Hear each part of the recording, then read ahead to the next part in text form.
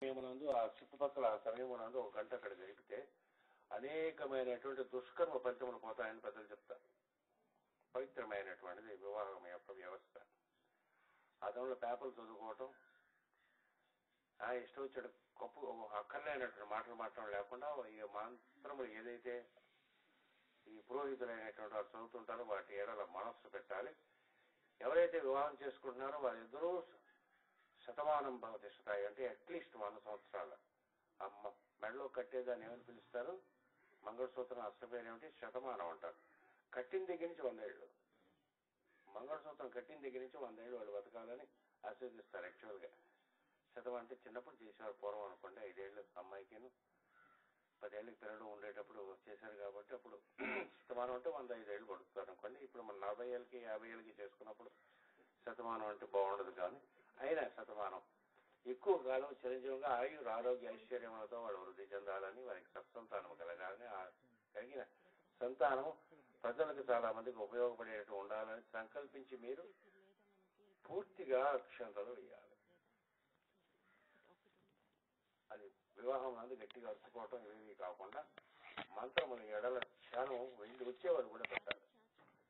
పెట్టినప్పుడు ఎంతైతే మనం ఆశీర్వదిస్తాం పనిచేస్తుందా అంటే తప్పనిసరిగా పనిచేస్తుంది. ఆశీర్వచనం పెద్దల యొక్క ఆశీర్వచనం, తల్లి యొక్క ఆశీర్వచనం కొడుకునకు ఎలాగైతే పనిచేస్తుందో, తల్లికి కాళ్ళకి దండం కానీ మరి పెడితే మీరు వెళ్ళే పని అవ్వకపోవటం అంటూ ఉండదు సార్. కాళ్ళకి దండం పెట్టగానే తల్లి ఎటువంటిదైనా సరే ఆవిడ దగ్గర నుంచి ఒక ఆశీర్వచనం ప్రయాణ సటిల్ ప్లేన్లో, ఈథరిక్ ప్లేన్ మనం చెప్పుకుంటాం తర్వాత ఈ ఉపనిషత్తులో.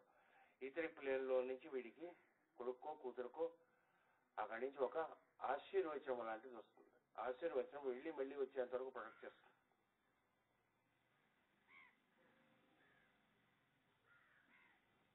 పరమ పవిత్రమైనటువంటి ఆశీర్వచనం అనేటటువంటి ఆశీర్వచనం మీరు ఎంత బలంగా ఆశీర్వచనం చేస్తారో అంత బలంగా వారు పనిచేస్తుంది. కాబట్టి పిల్లలకి చక్కగా వేదమంత్రము చదవండి. ఇంకేం ప్రోగ్రాం నా లెక్చర్ అయిన తర్వాత పూజ చేస్తారు. ఏకవారము రుద్రాభిషేకం పక్కన అవుతూ ఉంటుంది, పక్కన హోమం అరుగుతూ ఉంటుంది. మా హోమం జరుగుతుండగా వివాహములకు సంబంధించిన హోమాలు ఉంటాయి. దాని అగ్నిగుండం అంతా ఇక్కడే కట్టుకుంటాం వేరే.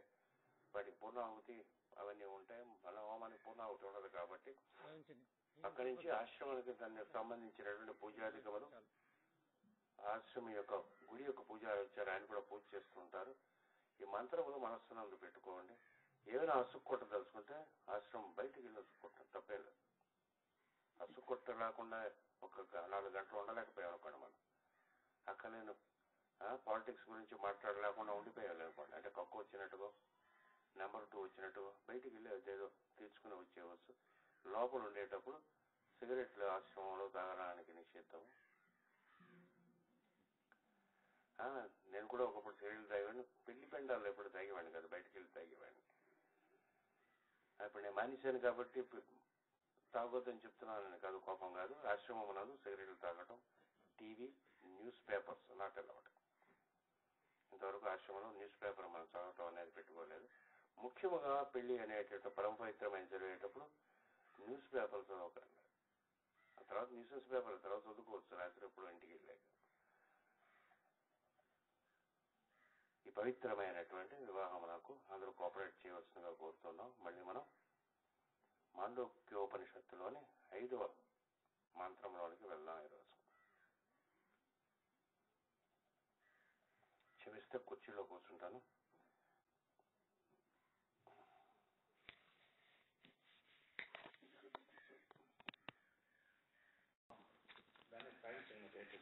సాహిత్యం గురించి మనం చెప్పుకోవడం కానీ మొదలుపెట్టి వెళ్తే ఒక సంవత్సరం పాటు ఈ సావిత్రి అనేటువంటి అని చెప్పి అరవిందో అనేటటువంటి మహాత్ముడు ఋషి భగవంతుడు స్వరూపుడైనటువంటి వాడు సావిత్రి మీద ఒక పుస్తకం రాశారు. చాలా ఇంగ్లీష్ వచ్చినటువంటి కొమ్ములు తిరిగిన వాళ్ళు కూడా అర్థం కాదు, అది అర్థం కాదు. ఏం చేస్తారంటే సావిత్రి దర్శనం చేస్తే కానీ అర్థం, దర్శనం కానీ దానికి ఇంగ్లీష్ లిటరేచర్ వచ్చినంత మాత్రం చదువు అర్థం కావున్నాడు. ఇంగ్లీష్ లెటర్స్ వచ్చి ఇంగ్లీష్ బాగా వచ్చినటువంటి వాడికి సావిత్రి అర్థం అవ్వాలని అక్కర్లేదు. సావిత్రి అనే అమ్మవారి యొక్క కటాక్షం వీడి ఏంది ఉండాలంటే ఏ లాంగ్వేజ్లో మాట్లాడతాం, ఏ విషయం మాట్లాడదాం, దేని గురించి మాట్లాడదాం అనే మనస్సులో అవుతుండేటటువంటి సంకల్పం ఏదైతే ఉంటుందో దాన్ని సావిత్రి అనే పేరుతో పిలుస్తారు. ఈ కథ రోజు మన దాంట్లో జరుగుతూ ఉంటుంది. రోజు ఎవ్రీడే జరుగుతుంది మనకి. సత్యవంతుడైనటువంటి మనం రాత్రి నిద్రపోయేటప్పుడు చచ్చిపోతాం.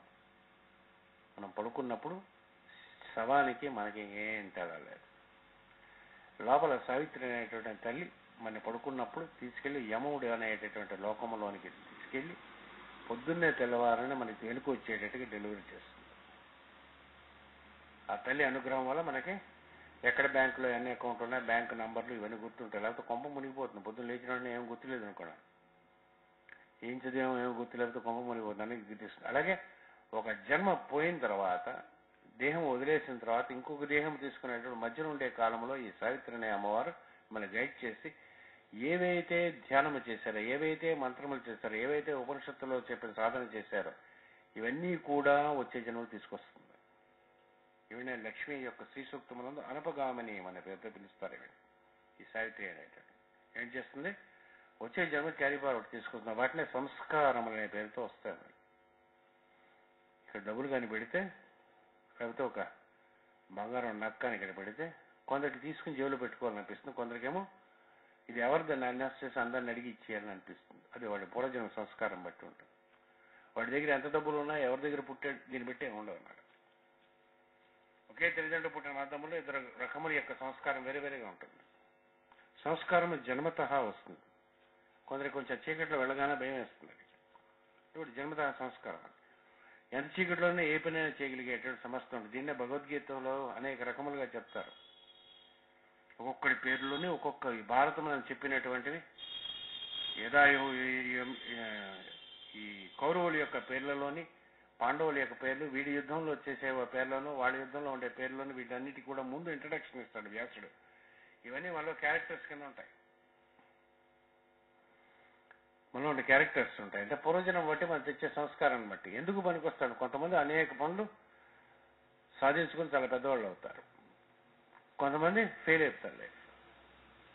దాన్ని ఏమైనా పిలుస్తారు, మహారథులు, అర్ధరథులు, సైనికులు ఇలా పెడతారనమాట. మహారథుడు అంటే ఏంటన్నా వాడికి మళ్ళీ దేహం ఉంటుంది, కానీ మనకంటే ఎక్కువ సాగు చేయగలడు, ఎక్కువ పనులు చేయగలడు. కంపెనీకి హెడ్గా ఒకడు ఉంటాడు, కంపెనీలో ప్యూన్గా ఒకడు ఉంటాడు. అంటే వాడు ఆ పూర్వం నుంచి తీసుకొచ్చిన సంస్కారం, వాడి యొక్క టాలెంట్, వాడి యొక్క కెపాసిటీ ఎంత ఉందో దాన్ని బట్టి ఉంటుంది అన్నమాట. అలాగే సంస్కారంలో మంచివి, సంస్కారంలో అంటే కొందరికేమో రామాయణం, భారతం అంటే టీవీలో ఛానల్స్ ఉంటాయి సార్. భక్తి టీవీ పెట్టుకుని కొందరు చూస్తారు, ఎంటీవీ పెట్టుకుని కొందరు చూస్తారు. వాడి సంస్కారాన్ని బట్టి చూస్తారు. ఛానల్ సెలెక్షన్ చేసుకునేటప్పుడు వీడు ఏమిటి సెలెక్ట్ చేసుకుంటాడు, ఏమిటి చూస్తాడు, ఎటువంటి సినిమాలకు వెళ్తాడు, దాన్ని బట్టి వాడి క్యారెక్టర్ తెలుస్తుంది. బట్టలు ఇప్పుకుని ఎత్తున్న సినిమాలకు కొందరు వెళ్తారు, చీర కొట్టుకుని ఏదో రామరాజ్యం అలాంటి సినిమాలకు కొందరు వెళ్తారు. అటు వాడి సంస్కారాన్ని బట్టి ఉంటుంది. వాడి ఫ్రెండ్స్ వాడి సంస్కారాన్ని బట్టి వాడిని ఎన్నుకుంటాడు. వాడి కెపాసిటీ ఎంత ఉన్నదో దాన్ని బట్టి అవన్నీ ఎన్నుకుంటూ ఉంటాడు. సంస్కారం అనేది పూర్వజన్మ నుంచి వస్తుందని men of responsibility are born not made అంటాడు పైథాగరస్. కొందరికి రెస్పాన్సిబిలిటీ ఇస్తే సస్తే పని పూర్తి చేయలేరు, కొందరికి రెస్పాన్సిబిలిటీ ఇస్తే ఇంక మర్చిపోవచ్చు, మనం హాయిగా నిద్రపోవచ్చు. అటువంటి వాళ్ళని సెలెక్ట్ చేసుకుంటారు మాస్టర్స్ అనేటటువంటి వాళ్ళు. ఎవడైతే రెస్పాన్సిబిలిటీ ఇస్తే దాన్ని పూర్తి చేయడానికి ఎవడైతే ట్రై చేస్తాడో, అవతల వాడిని ఇతర వాడిని సతాయించి వాడిని వీడిని ఏదైనా అనకుండా చేసుకుంటాడో అటువంటి పూజిస్తాడు. అటువంటి స్థితిలోకి తీసుకెళ్లేటువంటి సంస్కారములు ఏవైతే ఈ జన్మ మీద సాధన చేస్తామో వచ్చే జన్మ తీసుకొస్తాయో, ఈ రోజు చేసేది రేపు పొద్దునకి తీసుకొస్తూ ఉంటుందో, మనలో ఏదైతే వాక్ ఏదైతే ఉంటుందో వాక్యముగా లాంగ్వేజ్లో, ఏ లాంగ్వేజ్లో మాట్లాడదలుచుకున్నాం, ఇంగ్లీష్లో మాట్లాడదాం, హిందీవా, మనకు వచ్చిన లాంగ్వేజ్ బట్టి బయటకు మాట్లాడదాం, ఇవన్నీ కూడా ముందు లోకములలో డిసైడ్ అయిపోతుంది. ఆవిడ సావిత్రీదేవి అనే పేరుతో పిలుస్తారు. సత్యవంతుడని మనం పోతూ ఉండడం, ఆవిడ మళ్ళీ రోజు బతికిస్తూ ఉండడం. ఈ కథ అద్భుతమైనటువంటి కథ. దీనిలో సమస్త దేవతల యొక్క రహస్యములు ఇవన్నీ ఉన్నాయి. ఇందులో ఈ ఉపనిషత్తులు అవన్నీ టచ్ చేస్తాడు ఆయన. తమాషగా ఉంటుంది. పైన గాయత్రి అని ఉంటుంది. అంటే మనందరం ఈ రోజు ఇక్కడ కూర్చున్నాం. ఇలాగ 4 రోజుల క్రితం ఎందుకు కూర్చోలేదు, 4 రోజుల తర్వాత ఎందుకు కూర్చోం? మన చేతిలో ఉందంటే డెఫినెట్గా మన చేతిలో ఉంది, మన చేతిలో ఉందంటే డెఫినెట్గా మన చేతిలో లేదు. మన చేతిలో ఉన్నది కొంత, లేనిటువంటి సిచ్యువేషన్స్ చాలా ఉంటాయి. ఆ టైంలోనే ఎందుకు పెళ్లి కావాలండి, దాంతోనే ఎందుకు పెళ్లి కావాలండి, వాడితోనే నాకు ఎందుకు పెళ్లి కావాలండి? మన చేతిలో ఉందంటే ఉన్నట్టుగా ఉంటుంది, ఉన్నదా అంటే లేదండి. ఇలాంటి కొడుకు ఎందుకు పుట్టాలి?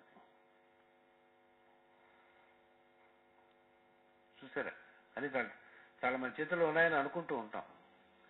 పొద్దున్న నిద్రపోతున్నప్పుడు మెలకు వచ్చేటటువంటి క్షణములలో ఆ టైంలోనే అప్పుడే ఎందుకు మెలకు రావాలని అటువంటిది కల్పించేటువంటి ఒక శక్తి మన ఎంత ఉంటుంది. ఆవిడ్ని గాయత్రి అనే పేరుతో పిలుస్తాం. వీటన్నిటి ఏదైతే ఉంటుందో ఈ ముగ్గురు దేవతలు ఎవరి దగ్గర నుంచి వచ్చి వెళ్తూ ఉంటాయో ఆవిడ్ని పరాదేవత అనే పేరుతో పిలుస్తాం. వీటినే పరా, పశ్చంతి, మధ్యమ, వైఖరి అనే వాక్కులుగా పిలుస్తాం. ఈ 4 వాక్కులుగా సృష్టి వస్తుంది. వచ్చేటప్పుడు ఎలాగొస్తుందంటే మొట్టమొదటి తుర్యముగా అన్నిటికంటే ముందు ఉచ్చరించేటువంటి వాక్ ఏదైతే ఉంటుందో దాన్ని ఓంకారం అనే పేరుతో పిలుస్తాం. ఓంకారం ఉచ్చరిస్తూ ఉండగా ఓంకారం నుంచి కిందకి దిగి గాయత్రి, సావిత్రి, సరస్వతిగా ఈ కింద సృష్టి వస్తుంది. మీ వాక్కు అలాగే వస్తుంది. సమస్తమైన వ్యవహారంలో వస్తుంది. మీ మనస్సు దాంట్లోంచి చేపడుతుంది, ఇంద్రియం దాంట్లోంచి ఉంటే బుద్ధి దాంట్లోంచి చేపడుతుంది, చిత్తం దాంట్లోంచి చేపడుతుంది, అహంకారం కూడా దాంట్లోంచి పడుతుంది. ఈ అహంకారము, చిత్తము, భూమి అన్నీ కూడా మనం రాబోయే మంత్రంలో వీటి యొక్క డీటెయిల్స్ మనకి ఇస్తాడు. వాటిలో వైశ్వానరుడు అనేటటువంటి ఆయన ద్వారా జాగ్రత్త అవస్థ ఎందు ఉండేటటువంటిది ఏదైతే ఓంకారం ఉచ్చరిస్తూ ఉండదో ఓంకారం యొక్క మొదటి పాదం ఏదైతే ఉంటుందో అది రేపు పొద్దున దాని గురించి ధ్యానం చేద్దాం. ధ్యానం చేసుకుందాన్ని చాలా ఇంపార్టెంట్ అయినటువంటి మంత్రం రేపు చెప్పబోయేటటువంటి మంత్రము. దాన్ని మననము చేసుకుంటూ ధ్యానం చేద్దాం. ఈ 12 మంత్రములు చాలా జీవితంలో ఇంతకు మించి ఈ ఉపనిషత్తులు నేర్చుకోవాల్సిన లేదు అనేటటువంటి స్వరం ఈ ఉపనిషత్తులో ఉంటుంది. సో వచ్చి రేపు పొద్దున మళ్ళీ 6:30కి చెప్పుకుందాం. మళ్ళీ రమేష్ గారు